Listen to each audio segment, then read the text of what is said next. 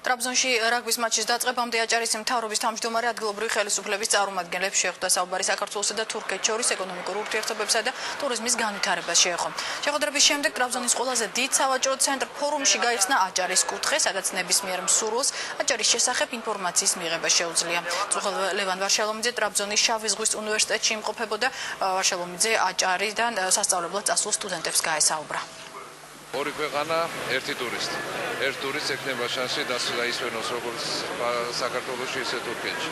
მეორე არის ის, რომ მართლაც დამატებით სამუშაო ადგილების შექმნა, აქაც პრობლემაა. ჩვენთანაც პრობლემა, მაგრამ ერთობლივი პროექტების, ერთობლივი დიდი პროექტების შექმნა შეგვიძლია, ამის დიდი პოტენციალი არსებობს, ერთადერთი სამუშაო. ჩვენ ერთად ყოფნით, ერთად გომით, მართლაც ვიმუშავებთ. დაინტერესება ძალიან დიდი იყო ხალხის მიერ და უფრო მეტად ინტერესდებოდნენ სასტუმროებთან დაკავშირებით და ძალიან მოხარულები ვართ ამასთან დაკავშირებით, ხალხმა გამოთქვა ინტერესი, რომ დაისვენონ ბათუმში. გაისათვალა მთავრობის სწავლას, 2-3 წელს ვფიქრობ თურქეთში დარჩენას, მინდა რომ ბიზნესური საქმე ვისწავლო აქ ჯერ კარგად.